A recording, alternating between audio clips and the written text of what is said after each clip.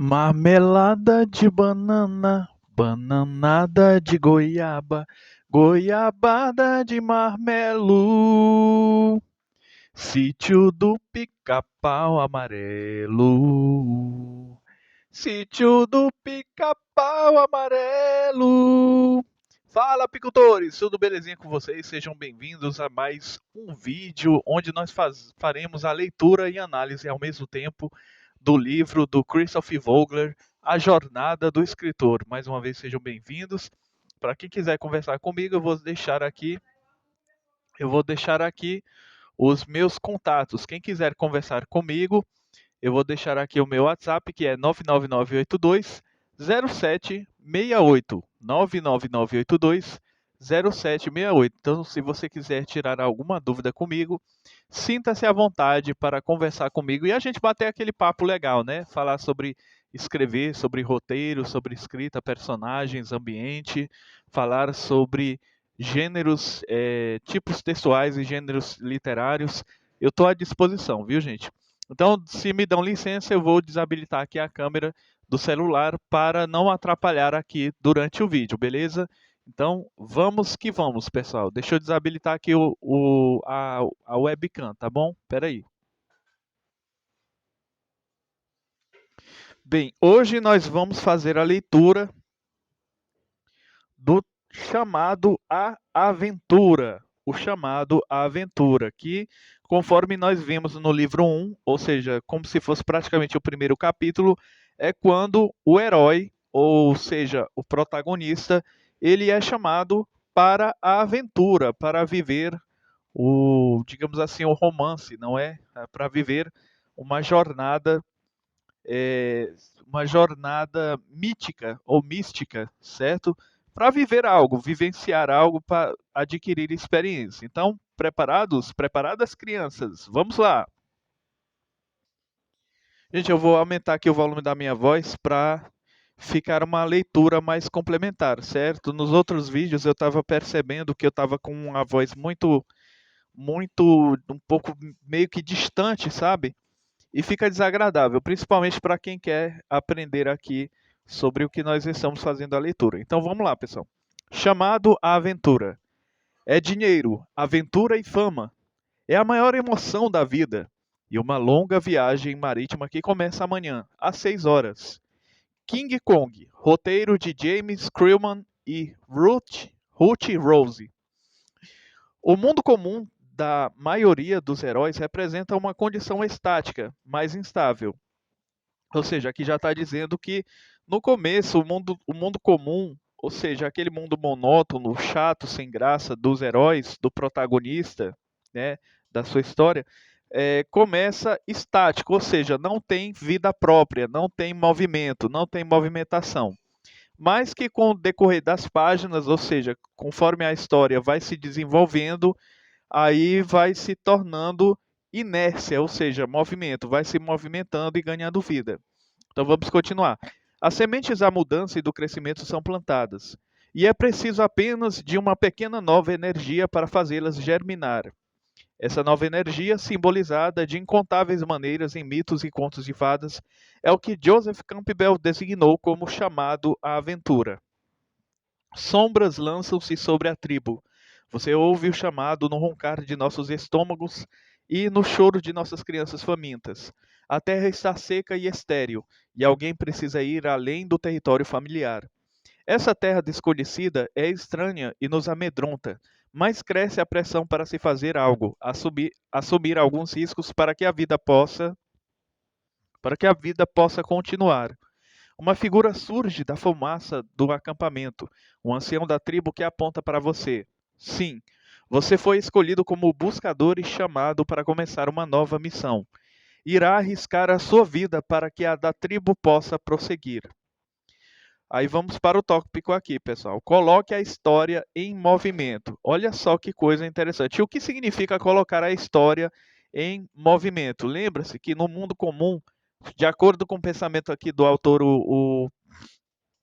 perdão, de acordo com o pensamento aqui do Christopher Vogler, que é o autor aqui do livro Jornada do Escritor, ele fala que no mundo comum tudo é estático. Quer dizer, nada tem movimentação. É uma coisa muito razoável, não é? É o mundo da razoabilidade, é tudo, tanto faz como tanto fez, até que o escritor dá um propósito para o personagem. Então, coloque a história em movimento. Olha o que está escrito aqui, veja só. Várias teorias de roteiro nomeiam o chamado aventura com outros termos, como incidente provocador ou iniciático, catalisador ou gatilho. Todas concordam que é necessário um acontecimento para colocar a história em movimento assim que o trabalho de apresentação do protagonista for realizado. O chamado à aventura pode vir na forma de mensagem ou mensageiro. Pode ser um novo evento, como uma declaração de guerra, ou a chegada de um telegrama relatando que os bandidos acabaram de ser soltos da prisão e estarão na cidade no trem do meio-dia para exterminar o xerife. Apresentar um mandado ou ordem de prisão e expedir uma notificação são maneiras de mostrar chamadas em histórias que apresentam processos jurídicos. O chamado pode ser simplesmente uma inquietação no íntimo do herói, um mensageiro do inconsciente trazendo a notícia de que é hora de mudar. Esses sinais às vezes vêm na forma de sonhos, fantasias ou visões.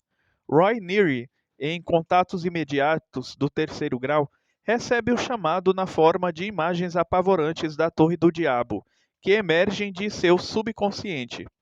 Sonhos proféticos ou perturbadores ajudam a preparar um novo estágio de crescimento ao nos trazer metáforas que refletem as mudanças emocionais e espirituais que estão por vir.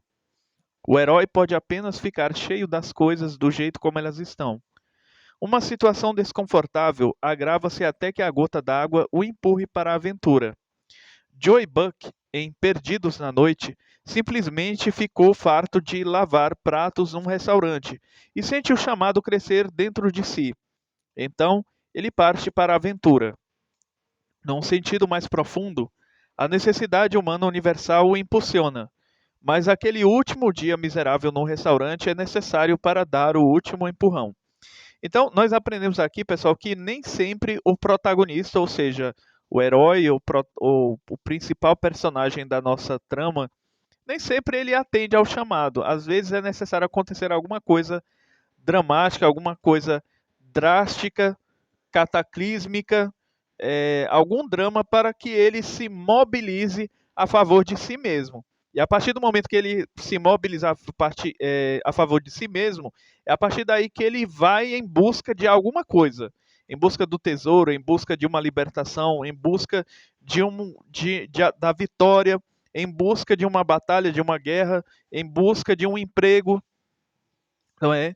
Então, nós temos essa mudança de paradigma, ou seja, paradigma é um pensamento, é um modelo de pensamento. Paradigma epistemológico, segundo a antropologia nos ensina. E é necessário que haja mudança, ou seja, porque a planta na sombra não cresce, né, pessoal? Então é necessário que haja uma mudança, uma metanoia. O que é uma metanoia? Para quem é teólogo aí, ó, você é teólogo, pois então, você sabe muito bem o que é metanoia. Metanoia é mudança de entendimento, mudança de conceitos. É mudança, é reformulação, reestruturação da mentalidade humana. Vamos continuar aqui. Sincronicidade. Uma série de acidentes ou coincidências pode ser a mensagem que convoca um herói para a aventura. Essa é a força misteriosa da sincronicidade, que Carl G. Jung explorou em seus escritos. A ocorrência coincidente de palavras, ideias ou eventos pode adquirir sentido e atrair atenção para a necessidade de ação e mudança. Muitos thrillers, como O Pacto Sinistro, de Hitchcock, entram em movimento por algum acaso que tenha reunido duas pessoas, como se fosse pela mão do destino. Vamos para outro tópico aqui, pessoal. Tentação. O chamado à aventura pode invocar o herói com uma tentação, como a sedução de um pôster exótico de viagem ou a visão de um amor em potencial. A tentação talvez seja o brilho do ouro, o rumor de um tesouro, o canto de sereia de uma ambição. Na lenda arturiana de Percival ou Parsifal, o jovem herói inocente é convocado à aventura ao ver 5 magníficos cavaleiros de armadura partindo em alguma busca. Percival nunca tinha visto aquelas criaturas e ficou tentado a segui-las. Assim, é forçado a descobrir quem eram, sem perceber que seu destino era logo se transformar num deles. Olha só, pessoal, um exemplo aqui. Vamos para outro tópico, arautos da mudança. Arauto, para quem não sabe, é só você buscar no dicionário de língua portuguesa. Arauto é o porta-voz do rei, é o mensageiro, certo? Arautos da mudança. O chamado à aventura não raro é feito por um personagem na história que manifesta o arquétipo de arauto. Um personagem que desempenha a função de arauto pode ser positivo, negativo ou neutro, mas sempre servirá para pôr a história em movimento quando apresentar ao herói um convite ou desafio para enfrentar o desconhecido. Em algumas histórias, o arauto também faz as vezes de mentor, ou seja, o professor, o velho sábio, um, um guia sábio que pensa no melhor para o herói. Em outras, o arauto é um inimigo que bate a luva do desafio no rosto do herói ou o atrai em direção ao perigo. Inicialmente, os heróis têm problemas em distinguir entre um inimigo ou um aliado por trás da máscara do arauto. Muitos heróis confundem um chamado bem-intencionado do mentor com aquele de um inimigo, ou interpretam mal a aproximação de um vilão, considerando-a um convite amigável para uma aventura agradável. Em thrillers e filmes noir, os escritores podem deliberadamente obscurecer a realidade do chamado. Figuras sombrias podem fazer ofertas ambíguas e os heróis devem usar todas as habilidades para interpretá-las corretamente. Com frequência, os heróis não percebem que existe algo de errado no mundo comum e não veem necessidade de mudança. Podem estar num estado de negação, levando a vida apaticamente enquanto usam um arsenal de muletas, vícios e mecanismos de defesa. É como a gente falou, gente. Mecanismos de defesa não, é a zona de conforto, é a mediocridade do herói. O protagonista às vezes não quer participar, mas acontece geralmente, quer dizer, geralmente não, que eu não li todos os livros do mundo para saber, mas é natural que aconteça algum drama, alguma catástrofe para mudar a mentalidade do protagonista, do herói, viu? Arsenal de muletas, vícios e mecanismos de defesa. O trabalho do arauto é acabar com todas essas escoras, anunciando que o mundo do herói é instável e que deve recobrar o equilíbrio sadio por meio da ação, com riscos assumidos por meio de uma aventura. Vamos para outro tópico: reconhecimento. O estudioso de contos de fadas russo Vladimir Prup identificou uma fase inicial comum nas histórias, o chamado reconhecimento. Um vilão faz uma pesquisa do território do herói, às vezes perguntando na vizinhança se há crianças vivendo ali ou buscando informações sobre o herói. Essa coleta de informações pode ser um chamado à aventura, alertando o público e o herói de que algo está em curso e a luta está prestes a começar. Próximo tópico: desorientação e desconforto. O chamado à aventura pode ser perturbador e desorientador para o herói.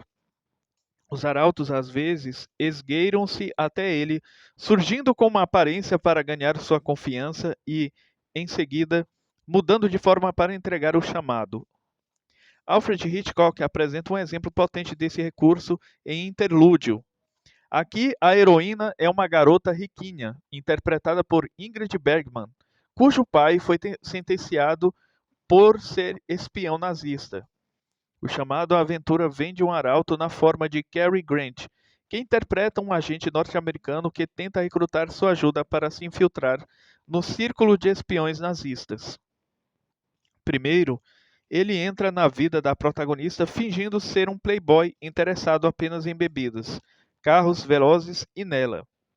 Porém, após ela acidentalmente descobrir que o playboy é, na verdade, um agente, ele veste a máscara de arauto para apresentar um chamado à aventura profundamente desafiador.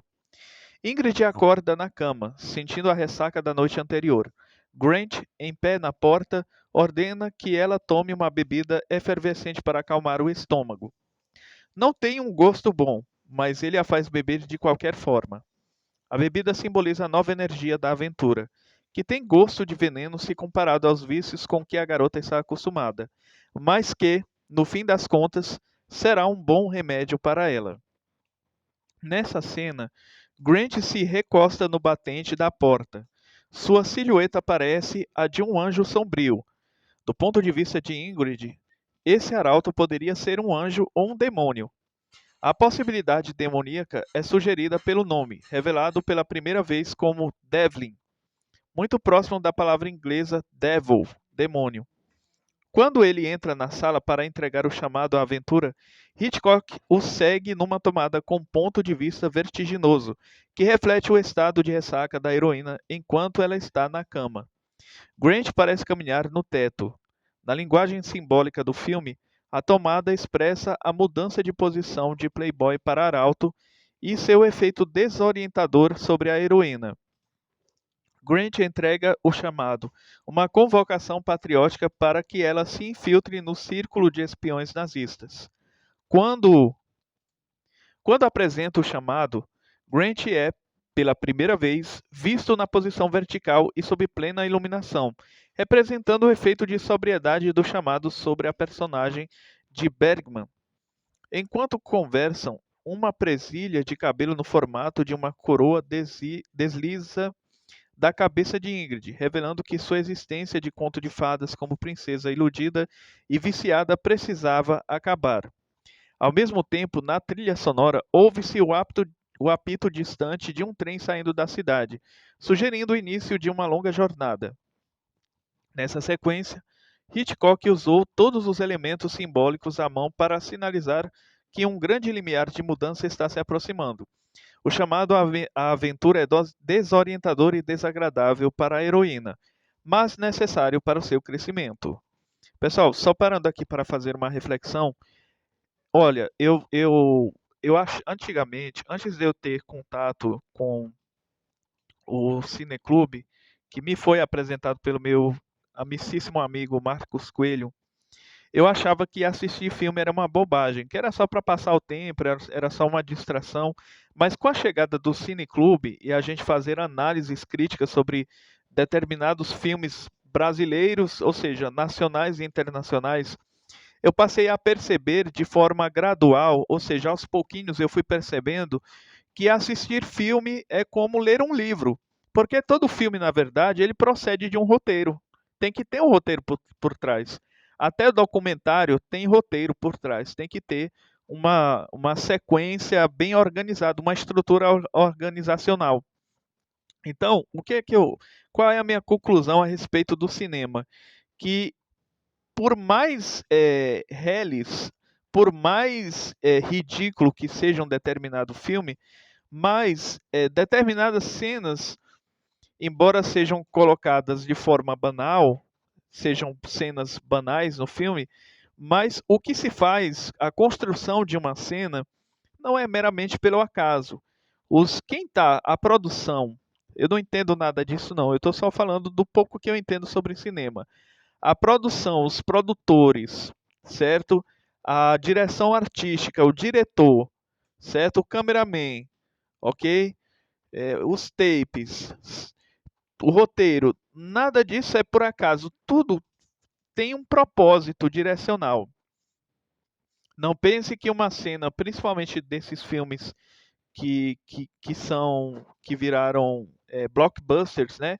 Os filmes mais assistidos do ano. Não pense que determinadas cenas que te chamam a atenção do começo ao fim, que elas foram feitas assim, é, como se arranca um coco, como se sobe simplesmente num coqueiro e se arranca, se derruba um coco. Não é simplesmente assim. Tem toda uma construção, tem toda uma preparação, tem toda uma influência psicológica, sugestiva, certo? Os atores são preparados antes de cada cena, dependendo do filme, da série, da novela, dependendo da gravação em geral. todos são preparados sugestivamente, psicologicamente, para que aquela cena possa causar um impacto, a maior quantidade de impacto possível no telespectador. O alvo é você. Da mesma forma, quando se escreve um livro, é necessário preparar tudo, colocar tudo no seu devido lugar, para que as palavras bem colocadas, a narrativa, a estrutura de texto, a estrutura textual, tenha a sua devida frutificação, tenha a sua devida influência sobre o leitor. Porque o leitor, quando ele lê um livro, ele não quer apenas metáforas e filosofias. Ele quer sentir alguma coisa. Ele busca um sentimento no livro. Certo? O leitor que só quer buscar informação, ele vai ler só livro de filosofia, ele vai ler Sócrates, Platão, e mesmo ele lendo, ele ainda vai se emocionar, porque as reflexões de Sócrates e dos Aristóteles, Platão, Aristóteles, são reflexões muito profundas, porque o conhecimento também causa sentimento. Mas se você quiser apenas buscar informação, então você vai escrever uma enciclopédia, vai escrever um livro didático para a escola, vai escrever alguma coisa um livro científico. Porque a intenção do livro científico é apenas informar, é apenas trazer informação, não é emocionar o leitor, ok? Então, nós estamos nos referindo aqui à estrutura textual narrativa, ok? Então, quando se trata de narrativa, eu não estou dizendo com isso que nós não podemos informar o leitor, trazer conhecimento, cultura, através da nossa estrutura narrativa. Não é isso que eu estou dizendo, pelo amor de Deus. Eu estou dizendo que quando o leitor ele lê uma narrativa, um livro, ele quer se emocionar, ele busca um sentimento para preencher o vazio da sua alma, do seu âmago, do seu recôndito, do mais profundo da psique humana. Então vamos lá, pessoal. Hoje eu estou muito autoexplicativo, viu, gente? Eu gosto muito de analisar aqui. Carência ou necessidade, o próximo tópico. Um chamado à aventura pode vir na forma de perda ou subtração na vida do herói dentro do mundo comum. A aventura do filme A Guerra do Fogo começa a acontecer quando a última chama de uma tribo na Idade da Pedra, preservada num lampião feito de ossos, se apaga. Membros da tribo começam a morrer de frio e fome por sua perda. O herói recebe o chamado à aventura quando uma das mulheres põe o lampião diante dele, indicando por meio de gestos e sem dizer uma palavra que a perda poderá ser recuperada caso ele se lance numa aventura. O chamado pode ser o sequestro de alguém querido ou a perda de algo precioso, como a saúde, a segurança ou o amor. Vamos para o próximo tópico aqui, pessoal. Sem opções. Em algumas histórias, o chamado à aventura pode surgir quando o herói fica sem opções.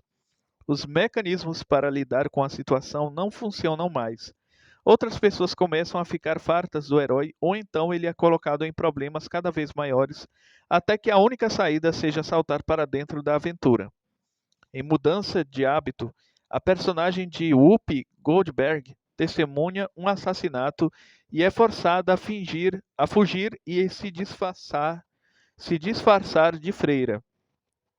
Suas opções são limitadas: fingir ser uma freira ou morrer. Outros heróis sequer têm essa escolha, sendo simplesmente compelidos a entrar na aventura ao tomar uma pancada na cabeça e acordar bem longe do meio do mar. Quer queiram, quer não. Próximo tópico.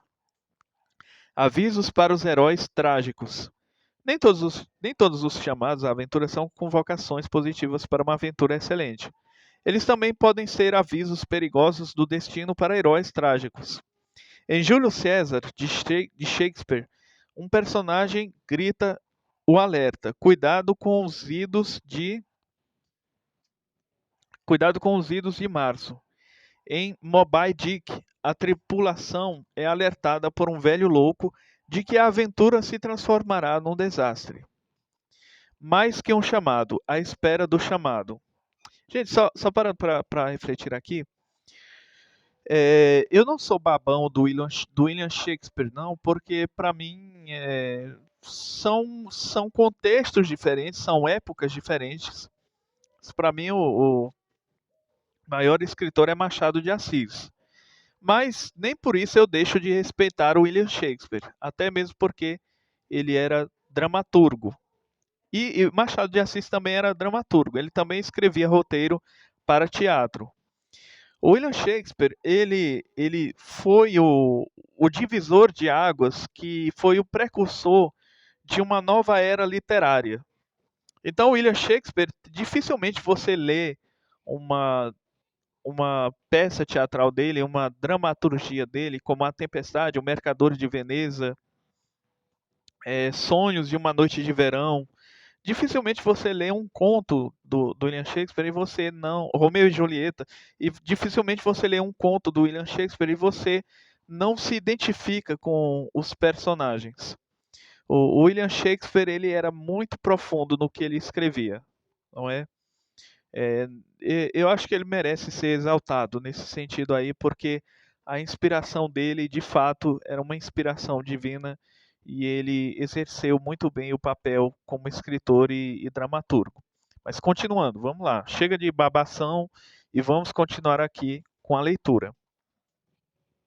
Desculpa aí, pessoal, eu agitei aqui o telefone e apareceu aqui a sinopse aqui do livro. Mais que um chamado, a espera do chamado. Como muitas histórias funcionam em mais de um nível, uma história pode ter mais de um chamado à aventura. Um épico extenso como o Rio Vermelho precisa de muitas cenas desse tipo. O personagem de John Wayne, Tom Danson, recebe um chamado do coração quando sua amada pede que ele fique com ela ou a leve em sua jornada. O próprio Danson apresenta outro chamado à aventura física, quando convida seus vaqueiros a se juntarem a ele na primeira grande travessia de gado após a Guerra Civil. Tudo por uma Esmeralda apresenta um chamado à aventura complexo para sua heroína, Joan Wilder, que recebe um telefonema da irmã sequestrada por bandidos na Colômbia. O simples chamado de uma aventura real é definido pela necessidade de resgatar a irmã, mas outro chamado é feito num nível mais profundo nessa cena. Joan abre um envelope que o marido da irmã enviou para ela e encontra um mapa para a mina do tesouro El Corazón. Desculpa, pessoal, não sei falar espanhol não, é difícil. Difícil para mim, né? Que não estudo. Sugerindo que Juan também está sendo convocada para uma aventura do coração. O Mágico de Oz. A vaga sensação de inquietude cristaliza-se quando Senhorita Gucci chega e, maldosa, leva Totó embora. Um conflito estabelece-se entre os dois lados, que lutam para controlar a alma de Dorothy. Uma energia de sombra opressiva tenta reprimir o lado intuitivo bondoso. Porém, o instintivo Totó escapa. Dorothy segue seus instintos, que estão apresentando um chamado à aventura, e foge de casa. Sente-se deixada de lado pela distância de sua tia Anne, sua mãe de criação, que havia brigado com ela. Começa a reagir ao chamado sob o céu que se enche com as nuvens da mudança. O chamado à aventura é um processo seletivo. Uma situação instável surge numa sociedade e alguém se voluntaria ou é escolhido para assumir a responsabilidade. Heróis relutantes precisam ser chamados repetidamente durante as tentativas de se evitar a responsabilidade. Heróis mais dispostos respondem aos chamados íntimos e não precisam de estímulo externo. Eles se destacam para a aventura. Esses heróis entusiasmados são raros. A maioria dos heróis precisa ser incitada, seduzida, adulada, tentada ou forçada a entrar na aventura. Eu me identifiquei com isso aqui, gente. Porque olha, se não me chamar para fazer alguma coisa, eu não faço nada. Eu sou sincero, não adianta eu ser hipócrita. Se não me chamar para varrer assim a casa, passar o pano, lavar os pratos, eu não vou não. Tem que me chamar. Mas raramente tem aquelas situações em que eu, por mim mesmo, eu tenho uma consciência política de organizar a casa. Mas enfim, eu estou expondo aqui, mostrando os meus podres aqui. Não tenho nada a esconder, não. Eles se destacam para a aventura. Esses heróis entusiasmados são raros. A maioria dos heróis precisa ser incitada, seduzida, adulada, tentada ou forçada a entrar na aventura.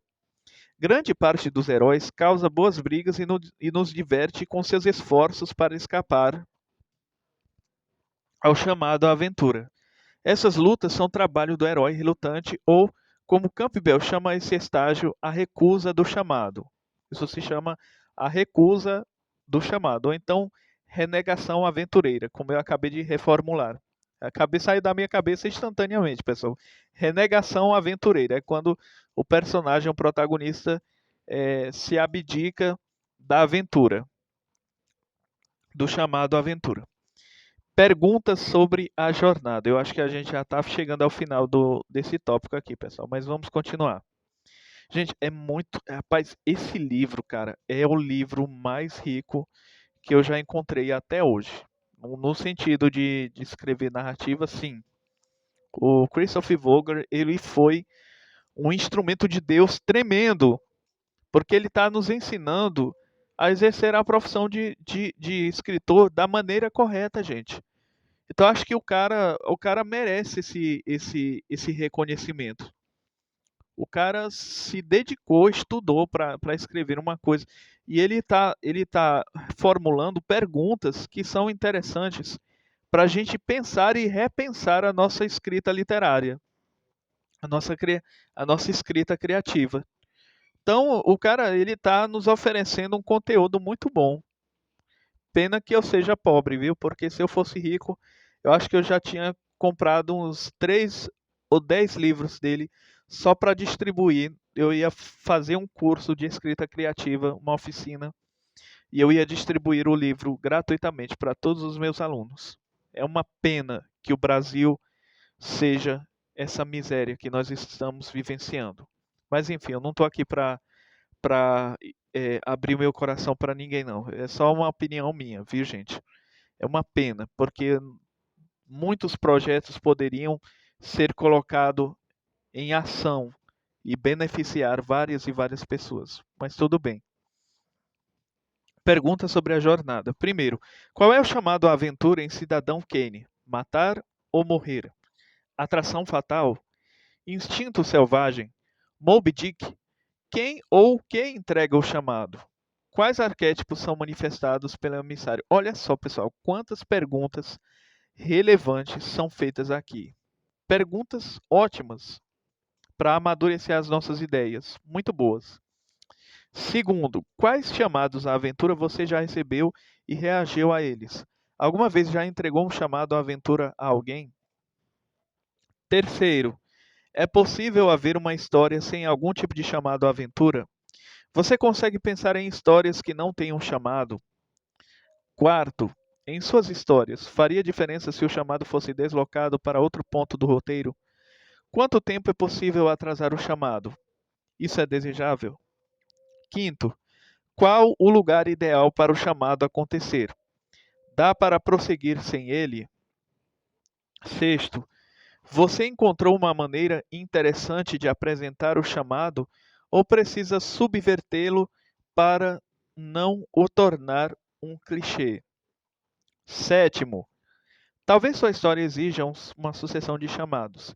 Quem está sendo convocado para cada nível de aventura? Então, pessoal, nós paramos aqui na recusa do chamado. Muito bom, eu me aventurei muito nessas páginas aqui, pessoal. Muito bom mesmo, muito bom, bacana. A Jornada do Escritor, se não for o melhor livro para se escrever, para você se autoajudar a escrever um livro, só está perdendo quem não leu esse livro, viu, pessoal? É bom, porque nos ajuda não somente a escrever, mas nos ajuda em outros âmbitos da vida humana, a entender um pouco das histórias, a interpretar texto, ok? Porque à medida que você vai estudando escrita criativa, você automaticamente torna-se crítico, pensador de si mesmo, autor de si mesmo. E isso ajuda muito, viu, pessoal? Então, pessoal, nós vamos parar por aqui. Eu agradeço desde já pela sua audiência. Obrigado, meu telespectador, pela sua doce querida companhia. Mais uma vez eu vou deixar aqui os meus contatos para quem quiser conversar comigo, tá bom, pessoal? Belezinha? Então, converse comigo, vai ser uma honra conversar com você. Eu não estou aqui com bajulação, se você acha que é bajulação, problema seu, mas vai ser um prazer conversar com você, viu? Eu adoro dialogar. Às vezes me falta o que dizer, porque nem sempre eu tenho algo para. Às vezes a gente fica sem assunto mesmo. Mas em se tratando de escrita criativa, não querendo me gabar, eu já tenho essa pouca bagagem que eu, né, eu escrevo desde os 16 anos de idade. E isso já eu considero isso como uma certa bagagem, filosófica e literária. Então, pessoal, compartilhe o vídeo aqui para outras pessoas, pessoas que sonham em ser escritoras, ou por profissão, ou por chamado, conforme nós acabamos de estudar aqui, o chamado à aventura. Nós vimos primeiramente o mundo comum, depois o chamado à aventura, e depois vamos ver sobre a recusa do chamado. É o nosso próximo vídeo. Então compartilhe, gente, compartilhe mesmo. Compartilhe porque esse conteúdo é gratuito, certo? Eu só estou repetindo informações aqui, mas ao mesmo tempo, eu não estou só lendo porque isso, do contrário, isso seria um audiobook. E audiobook já tem. Então, eu estou lendo para vocês e estou colocando o meu ponto de vista. Pode ser que vocês tenham um outro ponto de vista. E como eu sempre digo, eu sou a favor da liberdade de expressão. Se vocês discordam de alguma das minhas ideias, fiquem à vontade, coloquem nos comentários. Eu sempre digo, eu não estou aqui como dono da verdade, nem faço questão de ser o dono da verdade, mas é o meu ponto de vista. Afinal de contas, sou eu que estou lendo, sou eu que estou criando esse conteúdo. Então, pessoal, para quem quer falar comigo, WhatsApp aí 999820768. Repetindo, 999820768. Será um prazer atender você. Ou então você pode mandar as mensagens através do Gmail, que é rodriguesobiratã788@gmail.com. rodriguesobiratã788@gmail.com. Beleza, pessoal? Então, muito obrigado por terem me acompanhado até aqui. Deus abençoe cada um e cada uma de vocês. E não se esqueçam, nunca é tarde para se sonhar alto. Deus abençoe e até o próximo vídeo, viu, pessoal? Tchau!